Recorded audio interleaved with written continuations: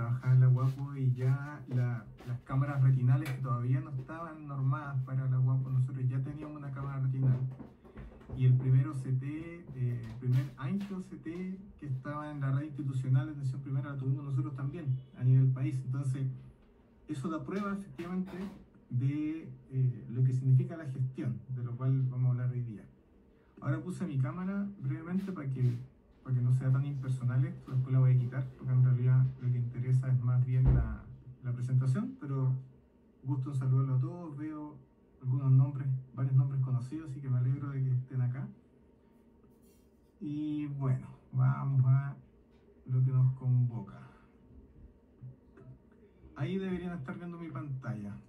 ¿Me confirman, por favor? Sí, súper. Ya, muchas gracias. Bueno, quiero compartirles, muchachos, voy a sacar mi camarita porque, como les digo, no se pierden de mucho. Ahí sí. Quiero compartirles, muchachos, este tema de la gestión clínica, como dice el título de la presentación, gestión clínica en oftalmología, resolutividad más allá de la clínica oftalmológica. ¿Y por qué se ha titulado así esta presentación?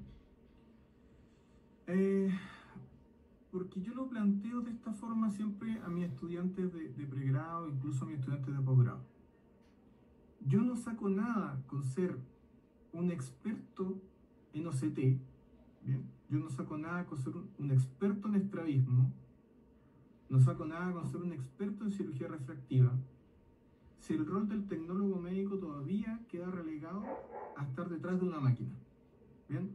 Los tecnólogos médicos que se han destacado en la historia de nuestra carrera, que son muchos tecnólogos que han hecho tremendos esfuerzos, se han destacado justamente porque han salido detrás del escritorio. Bien, detrás de la máquina con la cual examinan, que sin duda es tremendamente importante manejar la clínica, manejar el concepto técnico del equipamiento, pero para generar cambios reales hay que salir de ese espacio, hay que moverse, hay que hacer difusión, hay que estudiar, hay que generar datos, hay que transformar los modelos con los cuales se está trabajando actualmente. Y eso escapa de nuestras respectivas especialidades. ¿Bien? El propio Marcelo, que es tecnólogo médico del área de imagenología, de radiología, hace mucho más que eso. La difusión académica que hacen en Diagnoterminar es prueba de que va más allá de la clínica, lo que implica la gestión. Entonces, por eso se ha titulado de esta forma: Gestión clínica en oftalmología, resolutividad más allá de la clínica oftalmológica. Y bueno, todos los que estamos en esta sesión ahora, tenemos que pensar, ¿por qué estamos acá? Bien, y básicamente todos estamos acá porque todavía, a pesar de la modificación de las leyes, de la modificación de las normas, de la transformación de los protocolos, todavía en Chile miles de personas esperan por una atención oftalmológica oportuna. Bien, y aquí hay un primer gran concepto que es oportuna, porque no basta simplemente con dar la prestación oftalmológica, sino que hay que hacerlo a tiempo. O sea que la oportunidad de atención no se refiere al acceso. La gente habitualmente se confunde en que la oportunidad de ser atendido es que me logren atender. No, la oportunidad es que sea a tiempo. Y el a tiempo no es un par de años antes de pasar a mejor vida. ¿Bien? La oportunidad tiene que ver con esa atención que aumenta mi calidad de vida. O sea, estos indicadores de AVISA, estos indicadores de QALY, son los que se miden efectivamente cuando yo logro dar una atención oportuna. Lo que viene, el ejemplo súper bueno que da Marcelo, de garantizar, por ejemplo, que las personas mayores eviten las caídas porque ahora ven los peldaños, porque ahora ven las barandas, ¿bien? Eso es mejorar la calidad de vida. Eso es un QALY, ese es un indicador de calidad de vida que representa la resolutividad efectiva de un problema de salud. Porque recetar un lente no es resolutividad. ¿Bien? Recetar un lente es una prestación, es una actividad, pero no es resolutividad. Porque yo puedo recetar el lente, pero ¿y eso qué? ¿De qué manera transforma la vida de las personas? Bueno, alguien tiene que liderar estos procesos transformadores. Entonces la pregunta es, ¿quién lidera el cambio en el nivel de atención primaria, que es la puerta de entrada al sistema de salud? Y esa frase, esa definición que ya parece cliché, es real porque el CESFAM, la unidad de atención primaria que está metida dentro de una villa, metida dentro de una población, no está alejada como un hospital, no está alejada como una clínica, sino que es un vecino más, representa esta institución en la cual don José, la señora María, Pedro, quien sea, cuenta con este dispositivo como parte de su red de apoyo y por tanto efectivamente es la puerta de entrada al sistema de salud. Entonces, ¿quién va a liderar este proceso transformador? Y en oftalmología no son los médicos especialistas los que están liderando el proceso transformador, porque el médico cirujano tiene por misión medicar y hacer cirugía, ¿bien? Y aunque tengamos nosotros nuestros médicos especialistas, que son tremendamente valiosos, obviamente, en el nivel primario, aunque nosotros tengamos ese recurso, no hay una transformación solamente porque exista este profesional. Puede ser un profesional, el perfil académico que sea, pero quien no sea capaz de liderar procesos de gestión, finalmente no genera una transformación. Y esto impacta en las personas reales, incluso en nuestros familiares, en nuestros vecinos, en nuestros amigos, que sus papás, que sus abuelos viven la dificultad de acceso a la salud en ejemplos concretos, como los que pongo en esta diapositiva. Bien, estos son, no son situaciones inventadas, son reales. Pedro, que vive con glaucoma y no puede disfrutar su vejez porque a los 71 años está ciego. Claro, no puede decir a los 71 años, algunos dirán, bueno, ya ha vivido todo. No, no se confunda. Consideremos la esperanza de vida que tiene Chile. Y que a los 71 años alguien esté ciego, eso definitivamente no es algo que sea esperable. ¿Bien? Si vemos, por ejemplo, que Sonia vive con diabetes y que a sus 58 años no puede aplicarse la insulina porque está ciega, o sea, esa cuestión es gravísima, esa cuestión habla de un sistema de salud que tiene una deuda gigantesca con la población. A los 58 años, que la paciente no logra controlar su diabetes porque dice que no puede inyectarse la insulina porque no ve, eso nos da un potente mensaje respecto a cómo estamos haciendo las cosas. ¿Bien? Eduardo, que tiene 27 años y no puede cumplir su anhelo profesional porque tiene una anisometropía. O sea, una anisometropía, no hablamos ni siquiera de una cuestión quirúrgica, hablamos de una cuestión que limita el equilibrio en sus dos ojos, ¿cierto? Que limita la visión binocular y que por eso no puede cumplir su anhelo profesional. Raúl, con 68 años, falleció con cataratas sin poder conocer a sus nietos. Entonces, ¿de qué hablamos nosotros cuando nos referimos a resolutividad? No hablamos solamente de recetar un lente, no hablamos solamente de gestionar una cirugía de cataratas, no hablamos simplemente de hacer un fondo de ojo. ¿Bien? Hablamos de un dispositivo, de un profesional, de un proceso operativo asistencial que transforma vidas. ¿Ok? Entonces, si en atención primaria se dan estos casos, y tenemos nosotros la unidad de atención primaria, nuestras guapos, que están hace muchos años ya funcionando, tenemos que pensar cómo habría cambiado la historia de estas personas si la guapo simplemente hubiese estado bien gestionada. ¿Y por qué seguimos hablando tanto de gestión y de guapo? Porque las guapos son el espacio de transformación donde llegan todas las personas. Es el punto de entrada a la salud visual para miles de personas, pero pensémoslo un poco más allá de eso. La guapo es la puerta de entrada a la equidad, ¿ok? A la equidad. Darle lo que necesita cada uno de acuerdo a sus propios requerimientos. Eso es ser equitativo. No hablamos de atención igualitaria, hablamos de equidad.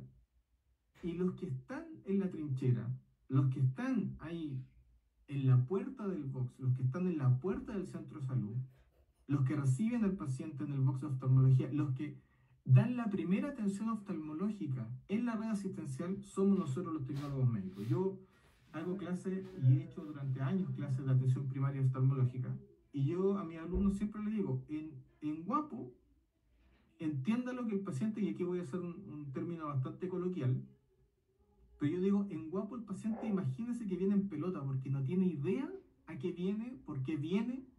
Muchas veces nosotros le preguntamos al paciente, ¿y por qué viene? Y el paciente responde, porque me mandaron, porque me derivaron para acá.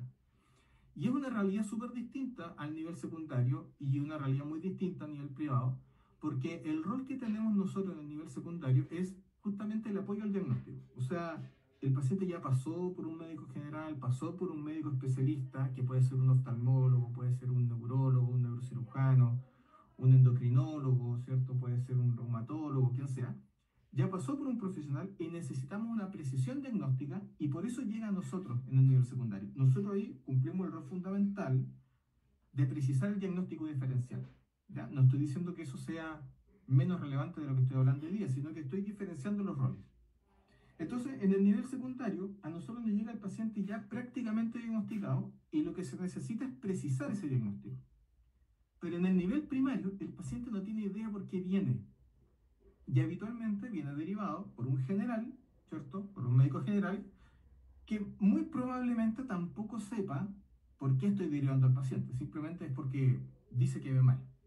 Entonces yo me enfrento al desafío en el nivel primario de recibir un paciente que no tiene idea por qué está acá, para qué está acá, quién soy yo, cuáles son los pasos que siguen. Y eso ya demanda un trabajo de gestión impresionante. Porque claro, no es que yo reciba a mi paciente desde el retinólogo, le hago el OCT y lo devuelvo al retinólogo y le digo ahí que no el doctor que le explique su diagnóstico. No, aquí yo tengo que ser capaz de tomar la decisión si lo resuelvo yo, si lo resuelve un médico especialista que o es un oftalmólogo o de repente un neurocirujano, o de repente tengo que derivarlo a la unidad de salud mental, o de repente lo tengo que derivar a cardiovascular, o lo tengo que mandar, no sé, a nutricionista, o eventualmente ni siquiera debería haber llegado conmigo y tengo que hacer un proceso en el cual tengo que educar a mis médicos generales para que sepan cuándo y cómo derivar.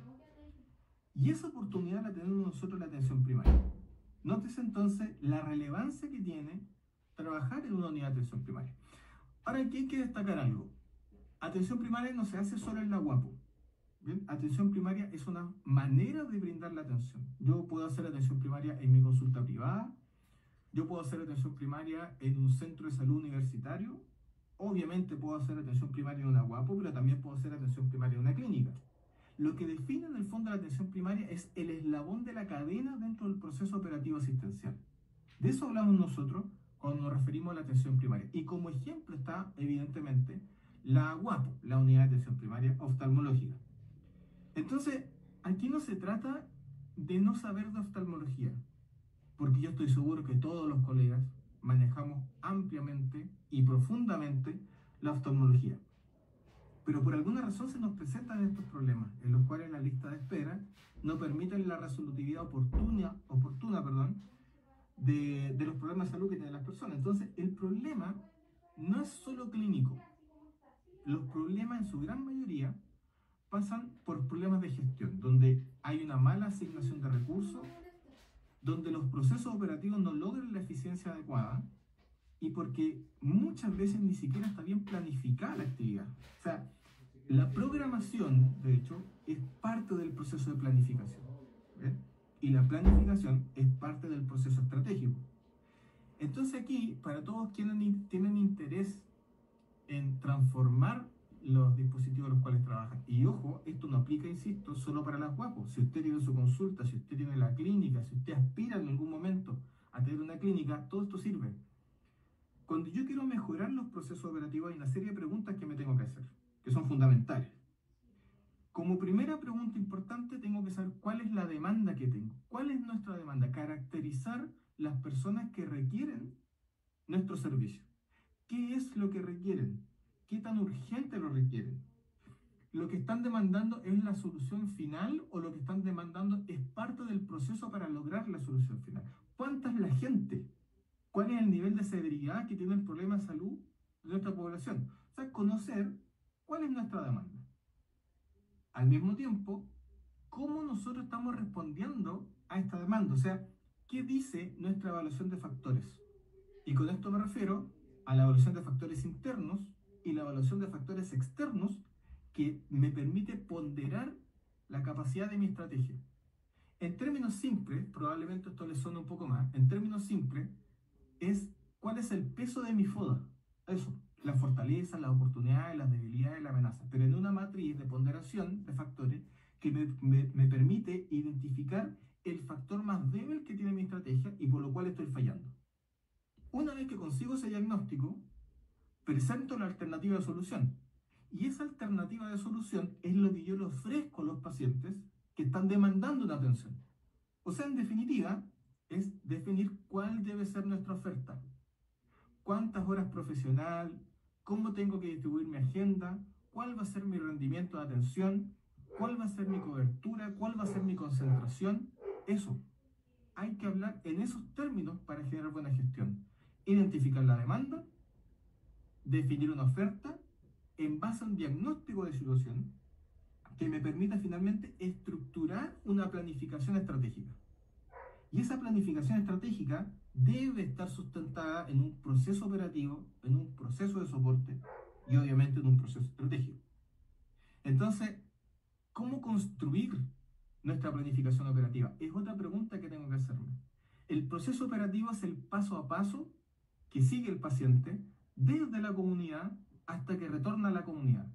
¿Cómo logro yo que ese paciente que está en su casa, en el sector tanto de la comuna X, cómo logro que esa persona vuelva a estar en su casa, pero con su problema de salud resuelto?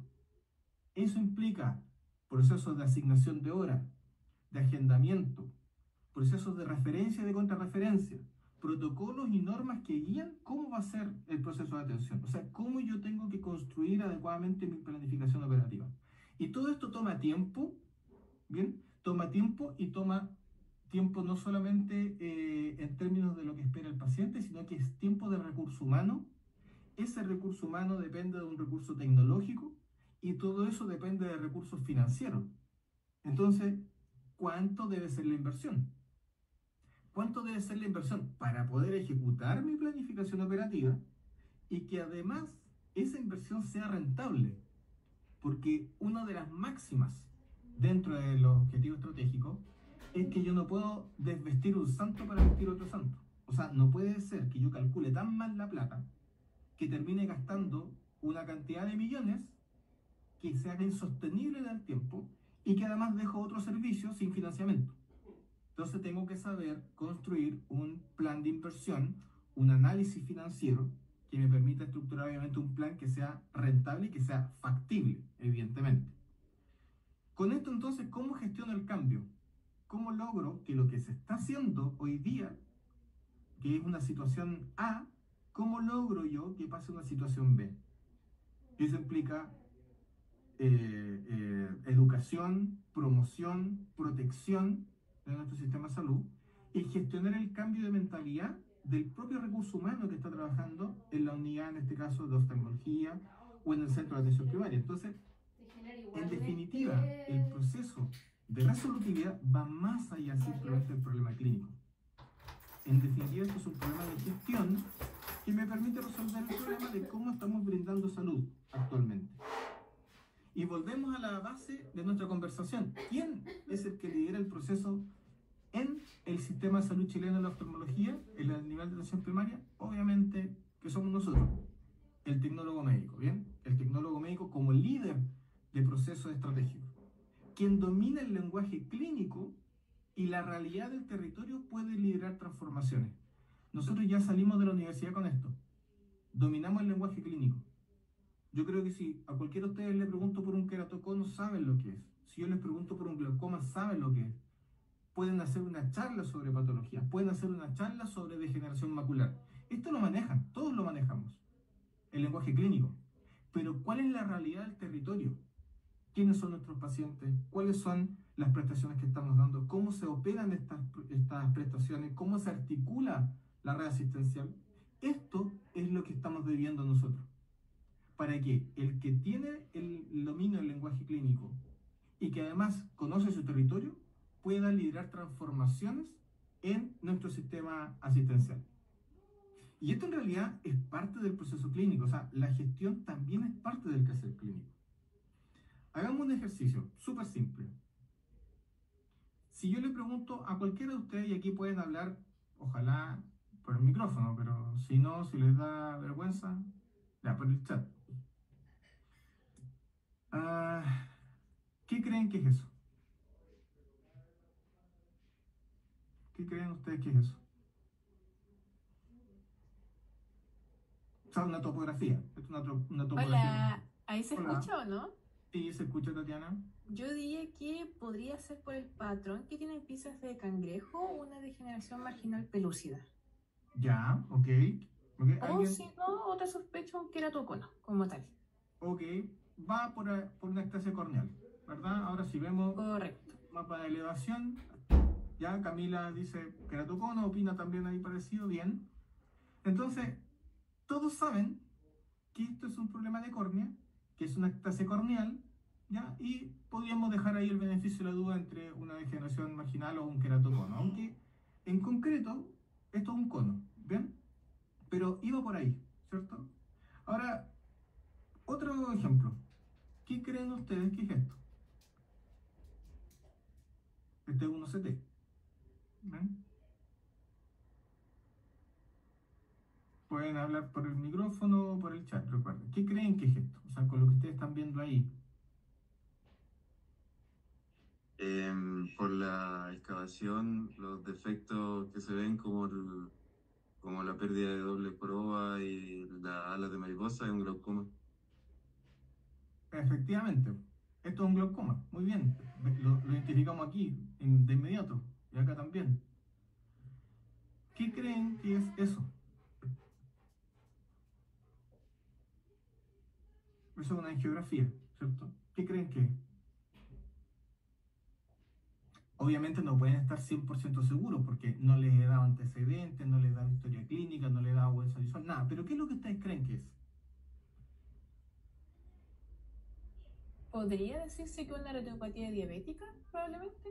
Tiene mucha pinta de retinopatía diabética, efectivamente. Y es eso, es una retinopatía diabética. Entonces, ¿qué quiero decirles con esto? Que yo no necesito enseñar oftalmología cuando alguien quiere hacer gestión de guapo.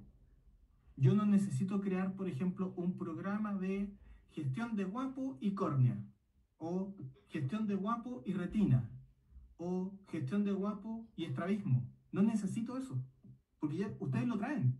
O sea, ya todos nosotros aquí manejamos este concepto. Yo no necesito hacerles no sé, un diplomado de estrabismo para que ustedes sepan gestionar guapo. No necesito hacerles un diplomado de lesiones del polo anterior para que ustedes sepan gestionar salud oftalmológica. No necesito hacerles un diplomado de imagenología ocular y gestión de guapo. No, no, no. Eso es como para qué, si ya lo estudiaron en la universidad. Si usted quiere aprender de polo anterior, usted toma un diplomado de polo anterior. Aquí el tema está en que el conocimiento clínico ustedes ya lo tienen. Lo que tienen que empezar a aprender los que se quieren dedicar a la gestión y particularmente la resolutividad de atención primaria es, por ejemplo, esto. Entender y buscar una explicación de por qué, a pesar de que las guapas llevan tantos años funcionando ya en Chile y que están distribuidas por todo el país, todavía la principal lista de espera en consultas no GES en el país es oftalmología. Aquí yo les voy a presentar ahora una serie de datos que son producto de mi tesis doctoral. Entonces son datos que me tomaron un año o menos estudiarlo, por tanto son bien interesantes y espero que para ustedes también sea interesante. Esto es lo que necesitamos empezar a comprender cuando hacemos gestión clínica y en oftalmología primaria en este caso. ¿Por qué, a pesar de que llevamos tantos años con las guapo y tenemos tanto tecnólogo médico, todavía la principal lista de espera a nivel país es oftalmología? Fíjense. Y es tremendamente más amplia esta espera de oftalmología respecto a la segunda especialidad que es otorrinolaringología. Ahora, ojo, tenemos muchas guapos, tenemos muchos tecnólogos, las guapos están en todo el país, la oftalmología es la peor lista de espera, pero cuando hacemos un análisis por regiones, por alguna razón, no todas tienen la misma lista de espera. O sea, si fuera un problema de patología ocular, esta gráfica es proporcional, ¿eh? Si fuera un problema de patología ocular, todas las regiones del país debieran tener más o menos la lista de espera, o muy similar, porque la epidemiología del chileno no es tan diferente entre regiones como para tener, fíjense, una lista de espera pequeñita acá y una enorme lista de espera acá. O sea, aquí hay un problema que va más allá de la clínica oftalmológica. Si fuera solamente porque oftalmología es complicado, todo el país debería tener una lista de espera relativamente parecida. Ahora uno dirá, bueno, es que a lo mejor hay patologías que son más prevalentes en algunas regiones si quiere insistir en la variable epidemiológica, uno podría decir, a lo mejor hay regiones que tienen patologías más prevalentes, entonces hay regiones donde a lo mejor hay mucha espera por médico oftalmólogo, donde a pesar de que está el tecnólogo médico, deben haber regiones donde el tecnólogo resuelve problemas de salud y el médico no se necesita tanto, y otras regiones donde se requiere mucho médico oftalmólogo y el tecnólogo ahí queda como a mitad de camino. Entonces, podría ser, pero ojo, este funnel plot que tengo acá, un gráfico de embudo, me muestra cuál cuál es la relación que hay entre los problemas de salud que son vistos por tecnólogo médico y los que son vistos por médicos cirujanos, ambos en el área de oftalmología. Entonces lo que vemos es que prácticamente los monos son iguales. ¿Ya? Este gráfico de embudo nos muestra, salvo unas pequeñas dispersiones por acá, ¿bien? Que obviamente debe haber porque no son del mismo profesional. Vemos que el embudo es bastante simétrico para ambos profesionales. O sea, este funnel plot me dice que, independiente de la región del país, los problemas de salud que ve el tecnólogo médico son los mismos que ve el médico oftalmólogo y viceversa. Estamos hablando de guapos. Entonces ya no puedo decir que la prevalencia epidemiológica en guapos es diferente y por eso las listas de espera son diferentes. No, con esto se demuestra que efectivamente tecnólogo y médico en guapos ven lo mismo. ¿Bien? Y ojo, el tecnólogo médico, por resolutividad, puede atender y resolver de forma autónoma el 80% de la demanda asistencial oftalmológica. El 80%, o sea, de cada 10 consultas que llegan a la guapo, 8 son resueltas por el tecnólogo médico sin problema. Porque son problemas refractivos, porque son un problema de astenopia, sensorio motor, etc. Pero curiosamente, al hacer un análisis de 10 años de la resolutividad de oftalmología en la atención primaria, nos damos cuenta que del total de las consultas que pasan por tecnólogo médico, la mitad igual pasan por médico. Entonces, ¿qué vemos acá? ¿Qué está pasando? Que a pesar de que sabemos que yo como tecnólogo médico puedo resolver el 80% de las consultas oftalmológicas de forma autónoma, ¿por qué el 50% todavía está pasando por médico oftalmólogo? ¿Qué está pasando acá? ¿Dónde estará el problema? Porque clínico no es. Y tampoco es que sea disponibilidad de horas, pues ya lo vimos recién. Entonces, claro, fíjense, las consultas de médico oftalmólogo están acá y las consultas de tecnólogo médico están acá. O sea, lo que yo esperaría es que el médico estuviera por acá abajo, porque la mayoría de los problemas yo los puedo resolver como tecnólogo de forma autónoma. Estamos hablando obviamente de la atención primaria, no estoy hablando acá de una panfotocoagulación, ¿bien? Porque ahí ya la discusión es otra. Pero lo que observamos entonces es que el proceso operativo está fallando, porque no es necesario que pase el 50% de las consultas acá. Ahora, yo he visto protocolos donde dice, no, es que igual el paciente que viene a la guapo, aunque solo necesita lente, igual tiene que pasar por el médico. Yo lo he visto. Y esa es una pérdida de recursos, pero impresionante. Ahora, eso no tiene que bastar solo porque yo lo he visto, yo lo estudié. O sea, era una duda, una pregunta, un cuestionamiento que tenía yo y lo analicé. Y durante 10 años, este es el resumen. Entonces, claro, vemos que aquí hay un proceso operativo que es ineficiente. Entonces uno dice, pucha, ¿será entonces, a lo mejor, será que la capacidad de precisión diagnóstica en los problemas de salud oftalmológica es diferente entre el médico y el tecnólogo médico? En la guapo, ¿cuáles son los problemas de salud de mayor relevancia? Si usted se fija en los indicadores, ¿cuáles son los problemas de salud de mayor relevancia en la guapo? ¿Cuáles dirían ustedes? Que para el Estado son los problemas de salud más relevantes. Glaucoma, correcto Camila, glaucoma y retinopatía diabética, efectivamente. Son esos dos los más relevantes. Bueno, y obviamente los vicios de refracción. Pero los vicios de refracción ya se han estudiado. De ahí nosotros sabemos que el 80% de los problemas pueden ser resueltos por tecnólogo médico de forma autónoma. Y efectivamente los otros dos grandes problemas de salud son el glaucoma y la retinopatía diabética. Entonces yo lo que hice fue analizar qué pasa con la precisión diagnóstica del tecnólogo médico versus el médico oftalmólogo, para eso usé un modelo de proceso operativo que les voy a mostrar más adelante, que es parte de mi tesis de magíster en realidad, para ver en el fondo la precisión diagnóstica de tecnólogo versus médico. Y en este gráfico se muestra eso. Vemos cómo el tecnólogo médico, ¿bien?, y el médico oftalmólogo tienen una correlación de precisión diagnóstica de 0,856. O sea, si ustedes están familiarizados un poco con la estadística y con la metodología de la investigación, van a entender que esta correlación es altísima. O sea, vemos que efectivamente el tecnólogo médico tiene una precisión diagnóstica bastante buena. ¿Por qué? Porque yo no necesito enseñar clínica. ¿Bien? La clínica con la que sale el tecnólogo bueno, sí, pues el tecnólogo bien preparado, el tecnólogo que se preocupa de aprender más allá de lo que le enseñó la universidad, del tecnólogo que tuvo profesores que por lo menos lo motivaron a ser bueno. Cuando hablamos de esos tecnólogos, tenemos una correlación bastante alta en la precisión diagnóstica, con una determinación bastante alta también.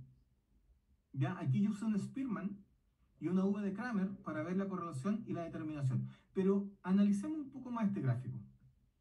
Fíjense cómo la precisión acá abajo es prácticamente de 1 a 1, o sea, 0 error médico, 0 error tecnólogo médico, pero nótese cómo los datos se empiezan a dispersar a medida que sube esta correlación en relación a la cantidad de opciones. ¿Qué podemos extraer de este gráfico? Que la precisión de tecnólogo médico y de médico es muy similar hasta que empieza a aumentar la demanda asistencial. ¿Bien? O sea que si yo me empiezo a llenar de pacientes, decae la precisión. Algo me está diciendo ese gráfico. Allá no es solamente clínica, insisto. Por alguna razón, cuando me empiezo a ver copado de pacientes, la precisión decae. Eso es en glaucoma. ¿Ok? ¿Y qué pasa en retinopatía diabética? Aquí lo que hice fue comparar fondo de ojo y retinografía, o sea, una categorización de diagnóstico por fondo de ojo médico versus retinografía de tecnólogo médico, donde el tecnólogo médico categoriza. Y me encuentro con un Spearman de 0,560, que es bastante más bajo y lo nota aquí, se nota, ¿cierto?, en la pendiente, y una V de Kramer de 0,113, o sea, bastante más bajo.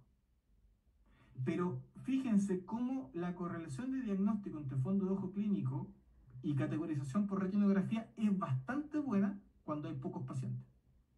Pero cuando aumenta el volumen de pacientes, se nos va la super B, la precisión. ¿Qué puedo yo extraer de acá? ¿Qué será que genera esta diferencia de correlación tan buena que tiene el glaucoma respecto a tan baja la que tiene retinopatía diabética? Pensemos en el proceso asistencial, pensemos en el proceso operativo asistencial. El proceso operativo asistencial actual de fondo de ojo es súper rígido. Es tecnólogo saca la foto, lo carga a DART, espere el informe.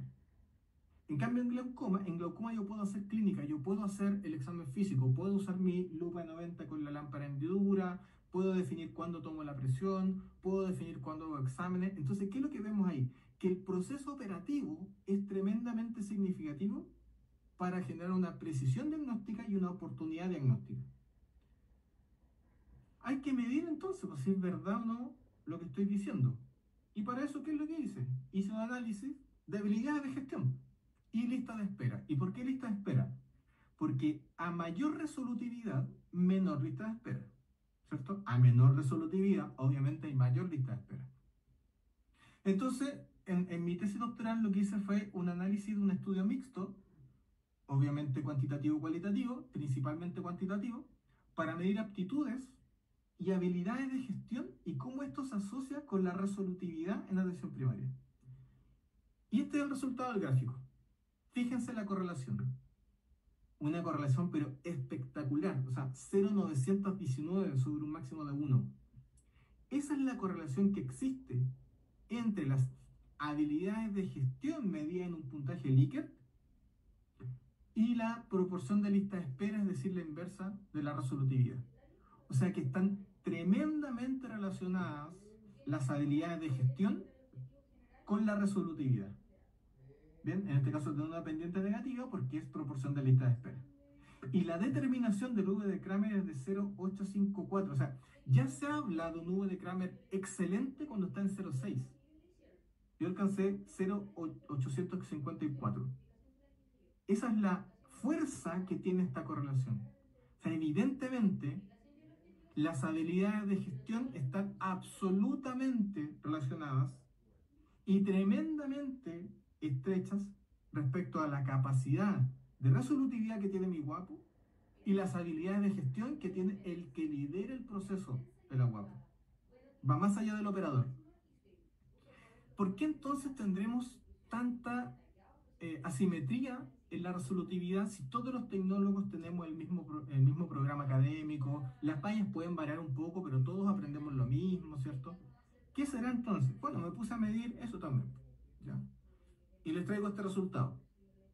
Esto es el resultado de un Likert que se profundizó después con una entrevista semiestructurada en profundidad para análisis cualitativo, que muestra la percepción de habilidades de gestión que tienen los tecnólogos que lideran los procesos guapos en el país.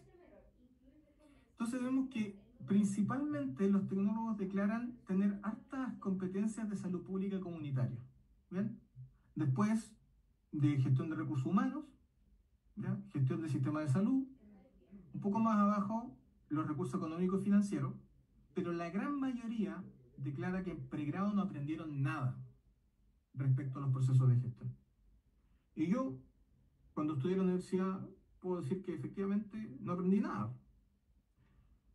Ahora eso yo no le puedo echar la culpa necesariamente a los profes. A lo mejor si me enseñan gestión cuando estoy en segundo año, claro que no le veo el peso, ¿cierto?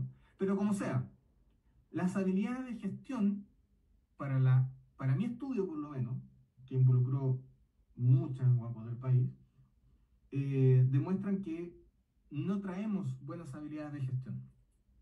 Después les voy a mostrar ahí unas citas de unas entrevistas. Dado eso, lo que hice yo por lo menos, y lo traigo a colación como ejemplo, reestructuré un proceso operativo asistencial. ¿Bien? Y empecé a utilizar habilidades de gestión y de administración. Entonces, este mono que tengo acá es el proceso operativo que yo diseñé para una unidad que partió siendo muy chiquitita y que terminó abarcando una cobertura bastante buena. Así que se los voy a mostrar de ahí. Esto considera los procesos de glaucoma y los procesos de fondo de ojo. Pero entrando un poco en herramientas de gestión, me basé acá en el cuadro de mando integral, que considera la perspectiva financiera, la perspectiva del cliente, que son los pacientes, ¿cierto? Lo que está como brecha de aprendizaje y los procesos internos. Y según mi diagnóstico, acá es donde debería enfocarse las habilidades de gestión, en desarrollar los procesos internos. Entonces, aquí es donde puse la mayor atención. Y sobre estos procesos internos, lo que hice fue definir un plan de mejora basado en el ciclo de mejora continua de Deming, que en el fondo considera diagnosticar la situación, o sea, planificar, generar alternativas de solución, verificar o evaluar con indicadores y finalmente reestructurar los protocolos asistenciales de la unidad que yo gestionaba y que después pude extrapolar a nivel país. Y eso se convirtió en el proceso operativo que puse a prueba. Y cuando uno hace uso de las herramientas de gestión para diagnosticar, para proponer alternativas, para usar indicadores adecuados y tomar la decisión sobre la mejor alternativa del proceso operativo, obtenemos resultados como estos. La cobertura pasó de 30.000 a 180.000. Y estos datos ustedes los pueden encontrar en el repositorio de la Universidad de Chile y en el repositorio del Centro Panamericano de Estudios Superiores, que es donde hice mis respectivas tesis. Subimos de 30.000 a 180.000 usuarios. ¿Bien? Y a pesar del volumen de atención, que aumentó tremendamente, el factor de costo se redujo de un 1.2 a un 0.6. O sea, a pesar de que aumentó la cobertura, abaratamos costos. Bien, ahora uno puede decir, ya, pero abarataron costos porque efectivamente, Francisco, el PDCA, efectivamente, qué valiosa herramienta. Uno dirá, aumentamos la cobertura, pero quizá empezamos a atender mal. Claro, porque si aumentamos tanto y abaratamos costos, a lo mejor atendíamos la rápida. No, fíjense en la precisión. Nuestra precisión diagnóstica subió de un 30% a un 80%. O sea, aumentamos la precisión diagnóstica. Y uno dirá, bueno, a lo mejor aumentó la precisión diagnóstica porque llegaban todos enfermos. Tampoco. Antes de iniciar esta reestructuración, el grado de avance de enfermedad iba en un 70%. Con el nuevo plan de mejora, el grado de avance cuando era detectada la enfermedad iba en un 40%. O sea, fíjense, haciendo un buen uso de habilidades de gestión, podemos definir un proceso operativo que aumenta la cobertura de 30.000 a 180.000, abaratando costos a la mitad, subiendo la precisión diagnóstica al 80% y garantizando una atención oportuna de diagnóstico precoz en 0.4. O sea, esto es real, esto es resolutividad. Esto de verdad cambia la vida de las personas. Pero claro, para eso hay que manejar herramientas. ¿Bien? Y aquí yo les traigo un ejemplo simple de una matriz de evaluación de factores. Para eso hay que manejar un poco algunas herramientas. ¿Cuáles herramientas? De epidemiología, de economía y finanzas, manejar herramientas de salud familiar, de salud comunitaria, de gestión y administración, y todo esto transformado finalmente en el uso de recursos. Porque finalmente lo que hace uno en gestión y administración es gestionar y administrar recursos. Recursos humanos, recursos tecnológicos, recursos financieros, todo eso, recursos físicos. Y todo esto en el fondo se mueve en el mercado, o sea, al final con plata baila el mono. Entonces hay que entender que todas las platas del Estado juegan en un ir y venir de ingresos, egresos, que van al mercado bursátil, que se devuelve al bolsillo. O sea, hay que manejar esta cuestión para construir proyectos que sean rentables a través de por lo menos estos tres indicadores. ¿Bien? El BAN, el TIR y el ROI. ¿Qué serán esas cuestiones? Bueno, esto lo que mide en el fondo es cuánto cuesta, cuál es el valor del dinero de mi proyecto hoy, es el valor actual neto. O sea, si yo digo, mira, necesito una inversión que al cabo de 5 años me va a dar 5 millones, ya, pero en 5 años más 5 millones no van a valer 5 millones. Porque hay que considerar la inflación, hay que considerar la rentabilidad. Entonces, si yo elijo un plan que supuestamente me va a dar lucas positivas, pero no considero esos elementos, voy a tomar una mala decisión en la evaluación de proyecto. Entonces, tengo que saber manejar el BAN. También tengo que ver cómo está la tasa interna de retorno. Bien, la tasa interna de retorno en el fondo tiene que ver con cuál es la devuelta de dinero que hace que mi BAN valga cero. ¿No? Que en el fondo esto me habla de factibilidad y esto me habla de rentabilidad. Y en planes de inversión pública se habla mucho del ROI, que en el fondo es la rentabilidad directa. ¿Ven? Para que se entienda en términos simples. Ahora el ROI se tiene que analizar sobre negocios antiguos o sobre negocios nuevos. No les voy a hacer ahora una clase de finanzas, pero ustedes se darán cuenta acá que lo que tienen que aprender para hacer buena gestión no es clínica. Efectivamente es herramientas de gestión, de administración, de recursos humanos, tecnológicos, financieros, físicos, etc. ¿Para qué? Para construir adecuadamente un proceso estratégico, un proceso operativo y un proceso de soporte. El proceso estratégico es en el papel qué es lo que necesito hacer. Y el operativo es llevarlo al territorio, al terreno. O sea, ¿cómo lo voy a hacer? Este es el qué y este es el cómo. ¿Bien? Y para que esto funcione, tiene que tener una logística. Entonces hay que definir adecuadamente un proceso de soporte también. Y se llama de soporte porque es el que aguanta. Esta es la queso. ¿Bien? Tiene que aguantar el proceso operativo y el proceso estratégico. ¿Cómo saber si esta cuestión funciona? Bueno, hay que construir indicadores. Tengo que definir indicadores de estructura. En el fondo me dice si un proyecto o un programa es eficiente en términos de plata. Indicadores de proceso, que me tienen que decir si estoy haciendo bien o mal la pega. Y los indicadores de resultados finalmente, o sea, la estadística, la cobertura, la resolutividad, el rendimiento, de verdad está generando un cambio. Y esto me permite construir evaluación de tecnología sanitaria. ¿Ok? Aquí es donde está el cambio entonces. ¿Bien? Y esto es lo que genera nuestro producto final, que es resolver un problema real. O sea, el que domina estas herramientas de gestión logra diseñar e implementar propuestas de mejora que sean aplicables efectivamente al territorio, efectivamente a la unidad en la cual yo trabajo. ¿Bien? Entonces, ¿qué debo hacer yo? tengo que pensar si me quiero formar para liderar. ¿Ok? Yo les quiero contar que todo esto que yo aprendí en mi tesis doctoral lo pasé a un programa de formación. Y por eso es que Diagnotecnet me da el espacio para poder compartir esto con usted.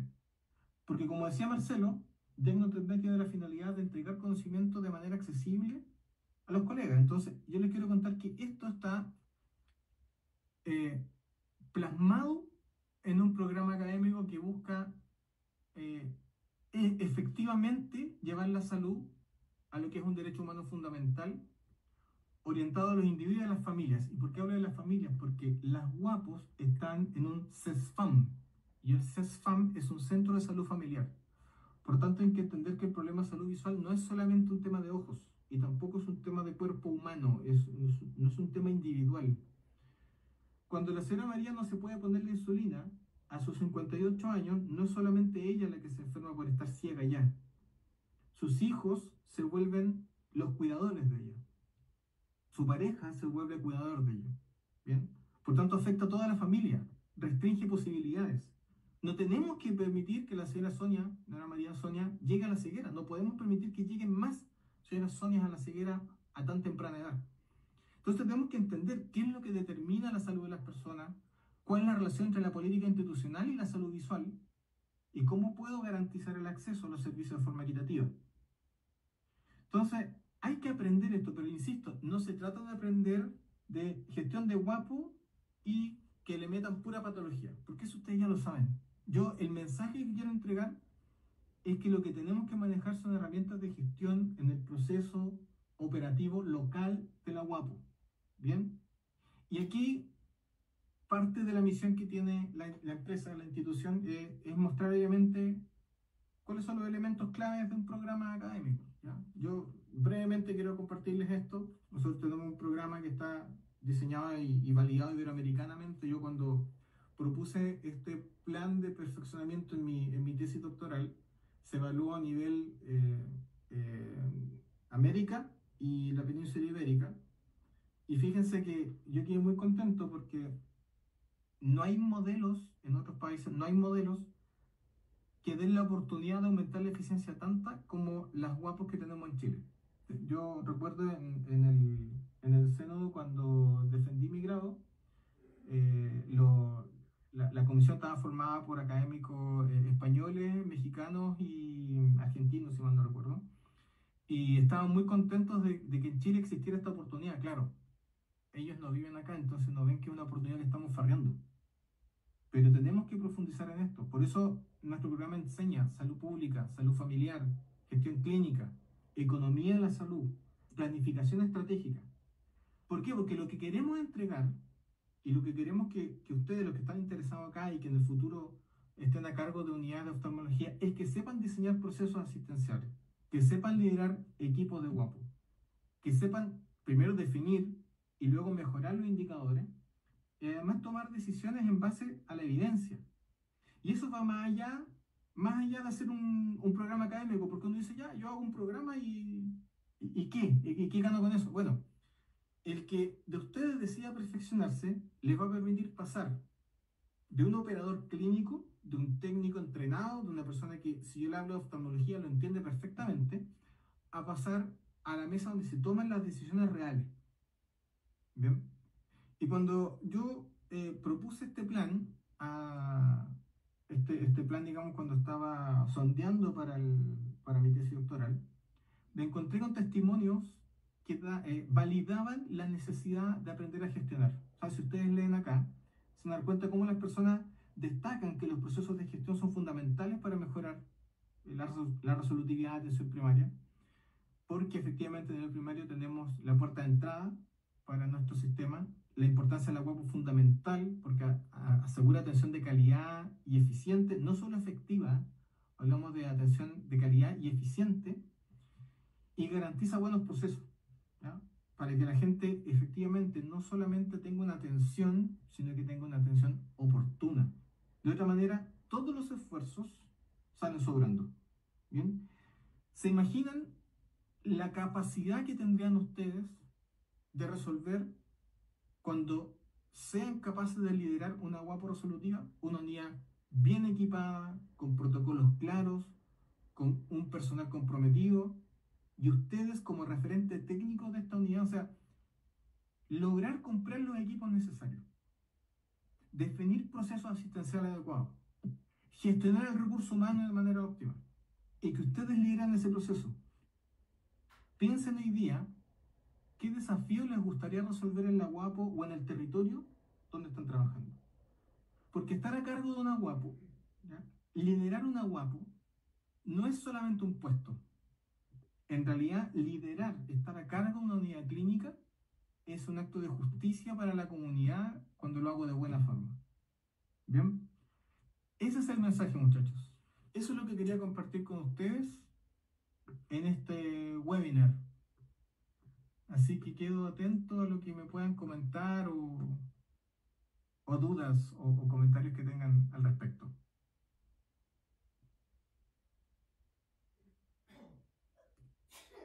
Confiando en que obviamente estaban escuchando la presentación. ¿Ahí se escucha o no? Sí, se escucha, Tatiana. Yo encuentro que fue bastante fructífero y todo muy cierto porque, claro, uno piensa, y sobre todo el paciente, que solamente uno como tecnólogo atiende, hace un examen y listo. Pero en el fondo uno, si es que trabaja, estudia, puede hacer más que eso. Entonces encontré que es súper importante y me gustaría que siga haciendo estas charlas, que se siga masificando. Así que de verdad que lo felicito y muchas gracias por hacer esto, porque de verdad que es muy fructífero. Gracias, Tatiana. Valoro mucho eso porque de verdad, esa es con lo que nos queremos quedar. Con que ustedes sientan la necesidad de aprender más y de generar cambios concretos. Súper. Camila dice, claro, dan ganas de hacer el cambio, pero para poder hacer el cambio hay que tener las herramientas. Entonces el llamado es a generar estas herramientas, o sea, a encontrar estas herramientas, ¿cierto? Y que las tomen para generar cambios concretos. ¿Alguien más que quiera comentar algo, que quiera, no sé, preguntar algo?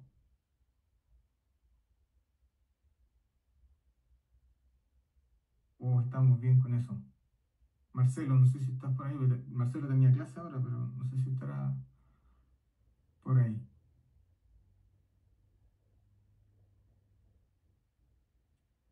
Francisco. Son un poco los que no. Sí, pues, efectivamente. Por los datos que tú aportas, hay que una tremenda exposición. Ojalá pudiésemos convocar a más gente que se interesara en este tema. Y como decía mi abuelita, no basta con poner el huevo, hay que cacarearlo. Y nosotros necesitamos cacarear lo que hacen los tecnólogos médicos de oftalmología porque es un tremendo aporte. Es un tremendo aporte a la salud pública que no ha sido bien valorado por el sistema sanitario chileno. Sí, yo creo que ya es la hora y para eso necesitamos generar información, trabajos, publicaciones que den cuenta de esto que tú estabas hablando. Así que te felicito por ese empuje que siempre le has dado al ir un poco más allá. Y eso refleja un poco lo que nosotros queremos transmitir, que es el ser profesional, que el ser profesional va más allá de...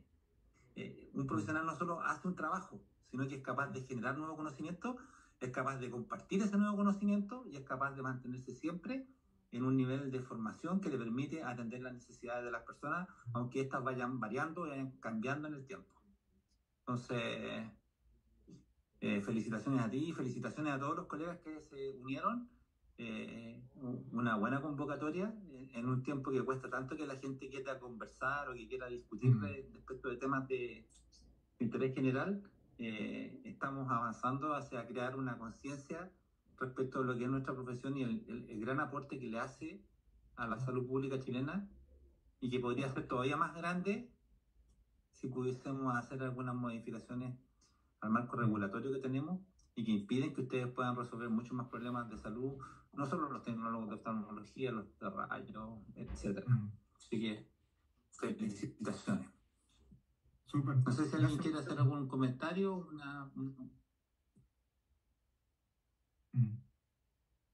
Gracias, Vania. Bueno, Francisco comentaba acá lo relevante de la Muy bien, pues cibernética. Sí, efectivamente. Y hemos podido conversar, de hecho, con Francisco al respecto. La de la lista de espera. Gracias, Vania. Bien, eso muchachos, es tarde, así que me imagino que quieren descansar. Quedamos atentos a cualquier duda o comentario. Los que tienen mis redes sociales saben dónde pueden escribirme y bueno, cualquier cosa sobre nuevas instancias y oportunidades que se den con Jackie TechMed lo pueden ver con Marcelo también. Eso, Marcelo, no tengo nada más que agregar yo por lo menos por ahora. Muchísimas gracias a ti y muchísimas gracias a todos los colegas. Que tengan buenas noches, que descansen.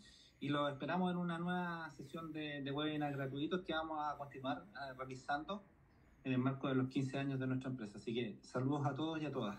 Buenas noches. Chao, chao, que estén bien. Gracias a todos.